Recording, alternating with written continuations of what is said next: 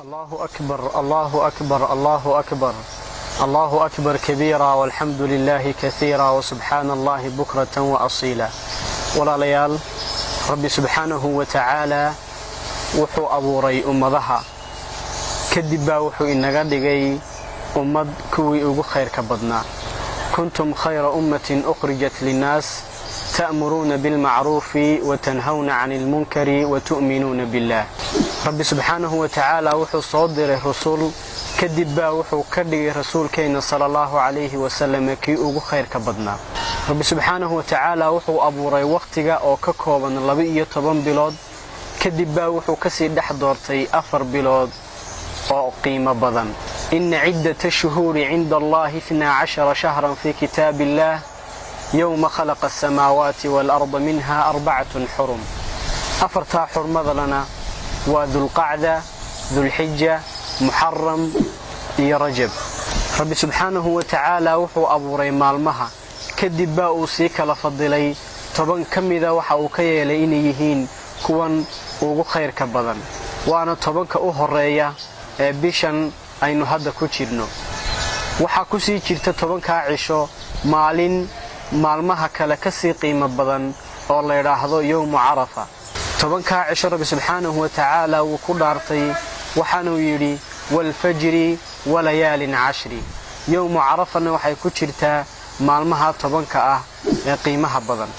haddaba walaalayaal waxa jira fadli iyo dheeraad ay maalintani dheer tahay maalmaha kale. waxaynu dhowr qodob ka taaban doonaa biidnillah fadliga iyo dheeraadka ay leedahay ee Rabbi subhanahu wa ta'ala siiyay maalintan fooda inagu soo haysa ee la yiraahdo yawm arafa. maalintan yawm arafa waa maalintii uu Rabbi subhanahu wa ta'ala diinteena inoo dhameystiray. rasuulka sallallahu alayhi wa sallam oo taagan arafa maalin jimca ah ayaaba waxa soo degtay aayadan quraanka ah al-yawma akmaltu lakum diinakum wa atmamtu alaykum ni'mati wa raditu lakum al-islam diina. maalintani waa maalin ummadda muslimiinta ku weyn maxaa yeelay waxa loo dhameystiray diintoodii ahayd midii ay ku badbaadayeen adduunyo iyo aakhiro. maalintan yawm arafa waa maalin ciid u ah ummadda muslimiinta dhamaantood waxayna si khaas ah ciid ugu tahay dadka taagan mowqifka yawm arafa ee xujaajta ah.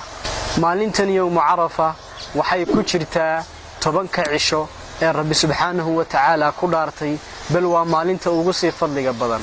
Rabbi subhanahu wa ta'ala wuxuu leeyahay wal fajri wa layaalin 10.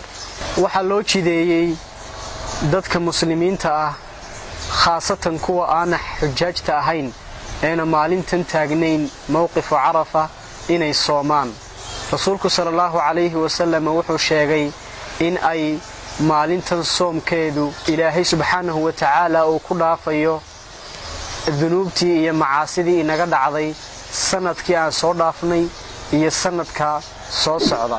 rasuulku sallallahu alayhi wa sallam wuxuu yiri soomka maalinta arafa waxaan rabbi kaga rajaynaynaa oo kaga ajir dalbaynaa inuu inaga dhaafo dambigii sanadkii horeyna soo dhaafnay iyo sanadkan hadda soo socda. maalinta arafa waa maalin raxmad iyo naxariis. waa maalin uu Rabbi subhanahu wa ta'ala adoomihiisa u dhaafo dunuubtay galeen iyo macaasidii Rabbi subhanahu wa ta'ala ku caasiyeen. waana maalin uu Rabbi subhanahu wa ta'ala adoomihiisa ka xoreeyo naarta. rasuulku sallallahu alayhi wa sallam wuxuu leeyahay ma jirto maalin ka badan maalinta arafo oo adoomihiisa Rabbi subhanahu wa ta'ala uu ka xoreeyo naarta. yawm arafa waa maalin Rabbi subhanahu wa ta'ala uu ugu faano malaa'iktiisa adoomihiisa jooga mowqifka arafa oo uu yiraahdo Rabbi subhanahu wa ta'ala bal fiiriya adoomahaygu waxay yimaadeen iyagoo booraysan iyagoo oo basaasan. yawm arafa waa maalin uu dhacayo rukniga ugu weyn ee xajku. sida la ajtigeed rasuulku wuxuu yiri sallallahu alayhi wa sallam al-hajj arafa. maalinta arafa waa maalin duco oo maalinta ducada la ducaystay ay ka qiimo badan tahay ducada la ducaysto maalmaha kale. haddaba walaalayaal waxa la inooga baahan yahay maalintan inaynu kaga faa'iidaysano soom iyo sadaqo inaynu badino xuska rabbi subxaanahu wa ta'ala in aynu rabbi subxaanahu wa ta'ala weydiisano inaanu inaga qadin adoomihiisa oo u dambi dhaafayo misana uu naarta ka xoreynayo